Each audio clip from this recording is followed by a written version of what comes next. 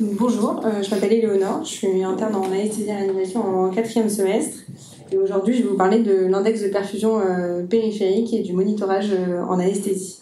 J'ai été encadrée par le docteur Bouillon-Linet pour ce stage. Donc, l'index de perfusion périphérique, c'est ce que vous voyez entouré en orange là. C'est sur tous les scopes, du moins en anesthésie. Mais en tout cas, moi je ne le regardais jamais. Et je me suis demandé à quoi ça servait. Donc, juste si vous pouvez répondre à main levée, est-ce que l'index de perfusion périphérique, levez la main si c'est oui, permet de savoir si mon capteur de saturation est fiable? Okay. Donc tout le monde dit non. Okay. Est un reflet du débit cardiaque? Est un reflet des résistances vasculaires périphériques? Okay. Je ne le regarde jamais. Il me permet d'avoir une idée sur l'efficacité de mon ALR. Ça, c'est sûr. Donc, qu'est-ce que l'index de perfusion périphérique? Donc, je vais juste revenir sur ce que c'est qu'un capteur de saturation. Un capteur de saturation, c'est un émetteur en fait de lumière rouge et infrarouge qui va venir traverser le doigt et qui va rencontrer deux choses en particulier qui nous intéressent, c'est l'oxyhémoglobine et la désoxyhémoglobine. Et cette hémoglobine va absorber la lumière rouge et infrarouge, et le récepteur donc, qui est en face de l'émetteur va nous donner une idée donc, de l'oxyhémoglobine qui est présente dans le sang en fonction de comment cette lumière a été absorbée. Donc c'est comme ça qu'on obtient notre saturation artérielle en oxygène. Au sein de notre capteur, qu'on voit ici en jaune c'est le capteur de SAT, il y a deux flux qui vont passer dans le doigt. Il y a un flux qui est continu, c'est le courant continu, qui ne va pas varier dans le temps. C'est quoi? C'est en fait ce qui ne bouge pas vraiment dans le doigt, c'est l'os, les tissus mous. On peut considérer aussi les veines comme peu variables à un temps T. Et il y a un courant qui est dit alternatif, c'est-à-dire un courant qui va varier dans le doigt en fonction du temps. Et ça, c'est essentiellement constitué des vaisseaux artériels, qu'ils soient pulsatiles ou non pulsatiles. Et ce courant alternatif, en fait, c'est ce qui va nous créer notre courbe de saturation, la courbe de plethysmographie qu'on voit sur le scope. L'indice de perfusion, c'est le rapport entre le courant alternatif et le courant continu. On a vu que le courant continu, c'était relativement stable dans le temps, donc on va pas s'y intéresser. Ce qui va nous intéresser, c'est le courant alternatif, c'est ça qui va faire varier l'indice de perfusion. Donc, quelles sont les normes de l'indice de perfusion? Il y a différentes études qui sont intéressées à l'indice de perfusion. Et ils ont pris essentiellement des volontaires sains qui étaient en ventilation spontanée. Et ils ont regardé en leur mettant un capteur de saturation au bout du doigt combien ils avaient d'IP. En moyenne, l'IP il est entre 2 et 3%. Ça veut dire que dans tout notre doigt, il y a 2 et 3% du flux qui va être variable et qui est constitué du flux artériel qui va passer dans le doigt. Il faut savoir que cet indice de perfusion est très très variable, même chez le sujet sain, et qui peut aller de moins de 1% à 10%. Donc la norme en soi n'a pas tellement d'intérêt. Maintenant, quels sont les déterminants qui vont faire varier l'indice de perfusion? Donc les déterminants en fait, du courant alternatif dans le doigt.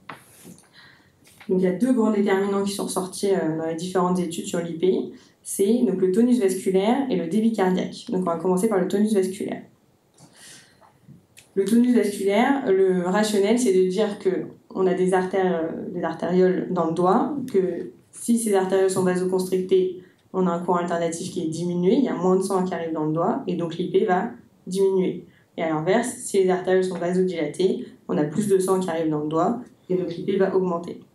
Donc pour essayer de démontrer le rapport entre le tonus vasculaire et l'indice de perfusion, il y a différentes études qui ont été faites. Celle-ci a été faite sur 37 patients de réanimation, où ils ont pris comme marqueur de perfusion la différence de température entre la température centrale et la température dans l'orteil. Et une perfusion était dite anormale lorsque la différence de température était élevée, c'est-à-dire supérieure à 7 degrés. Ce qu'ils ont observé dans cette étude, chez des patients qui avaient une augmentation de leur delta de température entre température centrale et température dans l'orteil, donc une perfusion anormale, l'IP diminuait de façon parallèle et passait de 3,6 en moyenne à 0,7. Donc on avait l'impression que l'IP suivait à peu près les mêmes variations que d'autres marqueurs de perfusion anormale. Une autre étude qui s'est intéressée à la relation entre tonus vasculaire et IP, c'est une étude cette fois-ci chez des patients anesthésiés, qui étaient des patients ASA 1, ASA 2, 28 patients anesthésiés qui recevaient des bolus de vasoconstricteurs. Donc ils regardaient ce que faisait le bolus de vasoconstricteur sur l'IP, et ils le comparaient à l'effet sur la pression artérielle moyenne. Quand les patients recevaient un bolus de vasoconstricteur, c'était de la noradrénaline le plus souvent, ils montaient leur pression artérielle moyenne et leur index de perfusion diminuait comme en réponse en fait à la vasoconstriction et passait de 4 à 3,2, ce qui est moins flagrant que la première étude, mais qui était quand même significatif et qui était en lien avec l'augmentation de la pression artérielle moyenne. Donc a priori, on a l'impression, et une tendance à dire que l'index de perfusion serait en rapport avec le tonus vasculaire. Maintenant, quel est le rapport avec le débit cardiaque ? Pour montrer le rapport entre l'IP et le débit cardiaque, dans cette étude, ils ont pris 61 volontaires sains et ils ont cherché à faire varier le débit cardiaque en faisant varier la position. Donc déjà, il y a déjà des défauts un petit peu dans l'étude, c'est-à-dire qu'ils partent du principe qu'avec la position, le débit cardiaque va changer. Ils n'ont pas mesuré le débit cardiaque dans cette étude. Ils ont mesuré l'IP moyen en fonction de la position chez tous les patients. Et ce qu'ils montraient, c'est qu'effectivement, lorsqu'on mettait les patients en trend, donc s'ils sont précharge dépendants, on peut dire que leur débit cardiaque va augmenter, l'IP moyen augmentait également. A l'inverse, lorsqu'on mettait les patients tête en haut, par exemple, l'IP diminuait, un peu comme s'ils suivaient la tendance du débit cardiaque. Mais là, ils n'ont pas mesuré le débit cardiaque. Dans une autre étude, ils ont cette fois-ci mesuré le volume d'éjection systolique, la pression artérielle moyenne et l'IP. Encore une fois, ils ont fait bouger la position des patients pour faire varier l'index cardiaque. Ils ont cherché à voir s'ils évoluaient de la même façon. Donc on voit ici sur la figure en vert le volume d'éjection systolique et on voit qu'effectivement, en fonction de la position, le volume d'éjection systolique va varier. Ce qui est intéressant, c'est qu'on voit qu'en fait l'IP varie exactement de la même façon, c'est-à-dire que si on met le patient tête en bas, le volume d'éjection systolique augmente, l'IP augmente aussi. Et donc ils ont utilisé, pour montrer l'association entre les deux, des indices de corrélation, et ils montrent que l'IP est corrélé avec l'index cardiaque, le volume d'éjection systolique et la pression artérielle moyenne, avec un indice de corrélation qui est assez élevé, qui est quand même de 0,9. L'indice de corrélation, ça va de -1 à 1, en fonction de si l'association va dans le même sens ou pas. Là, l'association est dans le même sens, et elle est dans le même sens de façon assez importante, 0,9. Ils ont fait un autre test, cette fois-ci ils ont fait de la phényléphrine, dans l'objectif d'augmenter le volume d'éjection systolique. En effet, on voit sur la figure en vert que le volume d'éjection systolique augmente bien avec la phényléphrine, et en rapport, l'IP augmente également. Là, on se retrouve face un peu au paradoxe de l'IP, c'est que tout à l'heure, on a dit qu'en fait, quand on vasoconstrictait, l'IP avait plutôt tendance à diminuer. Et ici, quand le débit cardiaque augmente, l'IP augmente. Donc finalement, comment est-ce que l'on interprète l'IP ? Qui dépend donc de ces deux déterminants qui sont le tonus vasculaire et le débit cardiaque. Donc dans cette revue sur l'IP, ils proposaient une interprétation des variations de l'IP en fonction de situations cliniques un peu caricaturales. Donc on a vu que quand le débit cardiaque augmente, le volume d'éjection systolique augmente, l'IP augmente, il y a plus de sang qui arrive dans le doigt. Quand le tonus vasculaire augmente, quand on est vasoconstricté, il y a moins de sang qui arrive dans le doigt, l'IP diminue. Donc si on prend par exemple une vasoplégie modérée, donc simplement une vasodilatation dans le doigt sans modification du débit cardiaque, on est plus vasodilaté, l'IP va augmenter. Si on prend une vasoplégie sévère, cette fois-ci, on va avoir une chute du débit cardiaque. Donc au lieu d'augmenter, l'IP va avoir plutôt tendance à diminuer.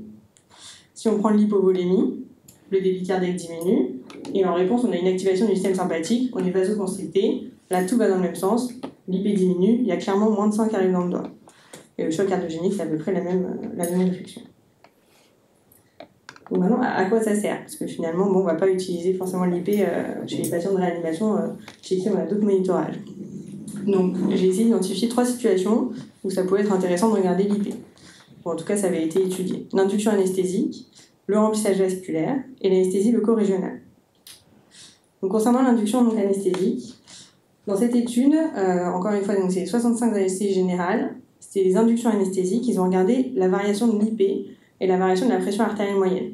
Leur objectif, c'était de montrer que si l'IP augmentait, c'était prédictif d'une hypotension artérielle post-induction. Ça permettait en fait d'anticiper et de commencer à mettre des vasopresseurs avant d'avoir cette fameuse hypotension artérielle. Donc ici, sur la figure, vous voyez donc en noir la variation de la pression artérielle moyenne au cours de l'induction. Donc on voit ce qu'on voit classiquement, c'est-à-dire la pression artérielle moyenne va chuter au début de l'induction, puis elle va remonter progressivement au moment de la laryngoscopie, après la 11e minute. Et l'IP varie en sens inverse, c'est-à-dire que il va y avoir une vasoplégie, donc l'IP va augmenter, et puis il va rediminuer au moment de la laryngoscopie. Donc finalement, ils ont montré qu'en fait, une augmentation de l'IP de 50% avait une bonne sensibilité et une spécificité de 74% pour détecter une hypotension artérielle au cours de l'induction. Bon, est-ce que ça sert vraiment à quelque chose ? En fait, là, on voit que notre pression artérielle moyenne elle est prise au brassard toutes les minutes. Et on n'a pas l'impression que l'IP s'élève avant la chute de la pression artérielle moyenne au brassard. Donc à la limite, c'est pour gagner 30 secondes. Voilà. Si on perd un monitorage pendant l'induction, on peut se dire qu'on peut toujours essayer d'utiliser l'IP, mais finalement, peut-être qu'il vaut mieux remettre le brassard à tension. Ensuite, ils se sont dit peut-être que l'IP avant l'induction permettrait de prédire l'hypotension après l'induction. Le rationnel de ça, c'est de se dire si mon patient arrive avec une tension artérielle normale, par exemple, dans cette étude, ces patients ASA1, ASA2, ils avaient 120-70 de pression artérielle en arrivant au bloc. Est-ce que, si je regarde son IP, je peux avoir une idée de son tonus sympathique? C'est-à-dire que si l'IP est très bas, il est très vasoconstricté, il a un tonus sympathique important, il a peu de réserve dans son tonus sympathique, je vais lui mettre des médicaments vasoplégiants, il a une pression artérielle normale, peu de réserve, il va avoir une hypotension après l'induction. C'était un peu la théorie pour cette étude. Ce qu'ils ont montré, c'est qu'effectivement l'IP avant induction avait une bonne, on voit une courbe ROC, avait une bonne aire sous la courbe pour prédire une hypotension post-induction, et qu'un IP inférieur à 3 avant l'induction permettait de prédire une hypotension artérielle avec une sensibilité de 78% à peu près et une spécificité de 75%. Ce qu'il faut savoir, c'est qu'un IP inférieur à 3, finalement, dans cette étude, la plupart des patients, la moyenne de l'IP avant induction des patients, c'était 3,3. Donc en fait, on peut dire que globalement, les patients sont à risque d'hypotension post-induction et qu'en fait, on n'a pas forcément besoin de l'IP pour nous le prédire. Donc il y a eu quand même beaucoup d'études, pas mal d'études sur l'IP dans l'induction anesthésique. Ça pourrait être une évaluation du tonus sympathique basal du patient et ça permettrait de prédire une hypotension artérielle en post-induction. Mais finalement, avoir lu ces études, est-ce qu'il faut encore réaliser une induction sans avoir un support vasopresseur? Maintenant qu'on a de la noradrénaline diluée, on a quand même moins d'effets secondaires. Est-ce que je ne suis pas sûre que ce soit l'IP qui va révolutionner l'induction anesthésique? Donc comme c'était pas très convaincant, j'ai regardé dans le remplissage vasculaire. Dans le remplissage vasculaire, comment est-ce que l'IP va varier? Parce qu'on a vu que l'IP semblait varier en parallèle avec l'index cardiaque. Donc là, c'est une étude qu'ils ont fait en réanimation, 72 patients de réanimation, et ils ont regardé comment se comportait l'IP lors de 2 épreuves qui avaient pour objectif d'améliorer le débit cardiaque, le lever de jambe et le remplissage vasculaire. Et ce qu'ils ont montré, c'est que chez les patients qui répondaient au remplissage vasculaire sur l'index cardiaque et qui répondaient au lever de jambe sur l'index cardiaque, de la même façon, l'IP augmentait. Donc ils répondaient également sur l'IP. Et chez les patients qui ne répondaient pas, l'IP n'augmentait pas non plus. Donc les deux évoluaient quand même en parallèle. Ils ont fait également donc, une courbe ROC qui retrouvait quand même une aire sous la courbe qui était quasiment à 0,9, c'était assez bon. Et finalement, une augmentation de l'IP de 9%, on rejoint un peu l'augmentation de 10% de l'index cardiaque lors d'une épreuve de remplissage. Donc si l'IP augmentait de 9% lors d'une épreuve au lever de jambe, on avait de fortes chances que l'index cardiaque augmente également au lever de jambe, ce qu'on a vu tout à l'heure, les deux évoluaient dans le même sens. Donc en fait, ça pourrait être assez intéressant dans le remplissage vasculaire, notamment en anesthésie. C'est dommage qu'il n'y avait que des études en réanimation et pas d'études en anesthésie. On voit qu'il y a une corrélation entre le débit cardiaque et l'IP, et que l'IP augmentait en réponse au remplissage vasculaire. Et finalement, le ClearSight qu'on utilise au bloc opératoire, ça se base aussi sur la plethysmographie et c'est un contour de l'onde de pouls, mais de l'onde de pouls qu'on retrouve dans le doigt. Malheureusement, on n'a pas des ClearSight dans chaque salle. Tous les patients ASA1, ASA2 n'ont pas un ClearSight au doigt. Donc on pourrait s'en servir lorsqu'on n'a pas d'autre monitorage, un peu le ClearSight du pauvre. Et ensuite, dernier intérêt de l'index de perfusion, c'est l'anesthésie loco-régionale. Donc cette fois-ci, la théorie, c'était que quand on fait une anesthésie loco-régionale, dans la plupart des cas, on va induire une sympathectomie, et donc on va avoir une vasodilatation au moment qui va être anesthésiée. Et donc l'IP va augmenter en réponse. Dans cette étude, ils ont fait 63 ALR, c'était de l'ALR pur, il n'y avait pas d'anesthésie générale. Ils ont fait des BAX et des sciatiques poplitées. Ils ont utilisé comme critère de jugement le succès du bloc, c'est-à-dire qu'il n'y avait pas de douleur lorsque le chirurgien commençait sa chirurgie à 30 minutes du bloc. Et ce qu'ils ont montré, c'est que dans les blocs qui étaient réussis, l'IP augmentait de façon majeure, en réponse à la sympathectomie, et que dans les blocs échoués, l'IP ne bougeait pas. Donc ils ont essayé de chercher un cut-off qui permettait de nous aider un petit peu. Et finalement, ce qu'ils ont gardé, c'est qu'un IP qui augmentait de 1,55 par rapport à l'IP de base du patient, dans le BAX, à 10 minutes, ça permettait de prédire une réussite du bloc dans 100% des cas, avec une spécificité de 100%. Et dans le sciatique, c'était un petit peu plus bas. C'était une sensibilité de 90% et une spécificité de 100%. Si on compare par rapport aux tests qu'on utilise habituellement, par exemple pour le bloc axillaire, si on fait un test au froid à 15 minutes, ça a une sensibilité de 71%. C'est-à-dire que si notre test au froid est positif, on a 70% de chance que notre bloc va réussir. Alors que dans cette étude, si notre IP est augmenté, on est sûr à 100% que notre bloc va y réussir. Et c'était à peu près les mêmes résultats pour le test à la piqûre. Une autre anesthésie où ils ont étudié l'IP, c'est l'anesthésie péridurale. Là, c'était chez 29 patients qui avaient une anesthésie péridurale lombaire fonctionnelle pour une chirurgie, c'était de l'élithotripsie. Et ils ont mesuré l'IP à 5 minutes, 10 minutes et 20 minutes, ainsi que la température et la pression artérielle moyenne. Toutes les péridurales fonctionnaient, et dans toutes les péridurales, il y avait une augmentation de l'IP qui était prise au groupe de P. Une augmentation qui était assez importante de 320%. Alors que les critères qu'on utilise habituellement pour dire « Ah, bah, la péridurale va fonctionner », qui sont par exemple la baisse de la pression artérielle moyenne, n'intervenaient que chez 18% des patients. Ils ont aussi utilisé l'augmentation de la température du pied. Par contre, ils n'ont pas comparé à ce qu'on utilise en fait cliniquement, qui est le test au froid. Donc, dans l'anesthésie loco-régionale, l'IP semble quand même avoir une bonne sensibilité et spécificité pour détecter une sympathectomie liée au bloc, et c'est vraiment un argument supplémentaire de confiance dans une anesthésie loco-régionale. Donc ça paraît être quand même un bon outil de test d'une ALR, mais attention, le bémol c'est que ça serait quand même d'une ALR seule, parce que les données sous anesthésie générale sont quasi inexistantes. Et c'est vrai que par exemple ici on peut les ALR juste après l'induction, on a quand même des modifications hémodynamiques qui sont assez importantes. C'est le moment où on va augmenter un petit peu les vasopresseurs, on va avoir un débit cardiaque qui va diminuer un petit peu. Donc interpréter l'IP dans ce contexte, c'est un peu plus compliqué. Donc au total, quel est l'intérêt de l'index de perfusion en clinique ? Dans l'induction anesthésique, ça serait un outil de prédiction de l'hypotension artérielle, mais encore une fois, est-ce qu'il faut encore induire sans avoir en backup un support vasopresseur ? Dans le remplissage vasculaire, ça pourrait être quand même un argument supplémentaire de réponse positive au remplissage vasculaire. Il manque des études en anesthésie, mais ça pourrait être intéressant à regarder quand on n'a pas d'autre monitorage. Et dans l'anesthésie loco-régionale, c'est quand même un test assez efficace de l'efficacité d'un bloc de membres, et ça pourrait quand même permettre de tester l'efficacité d'une péridurale en préopératoire. Donc pour répondre au QCM initial, donc oui, le fait d'avoir un index de perfusion élevé, ça permet de se dire que mon capteur de saturation est fiable, il capte quand même très bien la courbe. Donc si on a globalement, ils disent que si on a un IP inférieur à 1, il faut quand même essayer de repositionner son capteur parce que on ne capte pas très bien la saturation.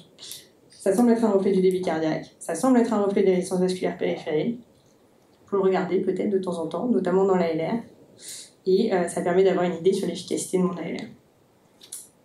Donc, 2 utilisations de l'index de perfusion en clinique que moi j'ai retenu après avoir fait cette biblio, c'est l'anesthésie loco-régionale.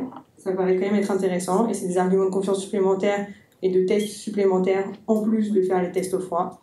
Et chez les jeunes sans monitorage, quand on n'a rien d'autre, finalement il y a un lien avec le débit cardiaque. Quand on fait des épreuves de remplissage, on peut quand même le regarder, ça vaut bien. Merci pour votre attention.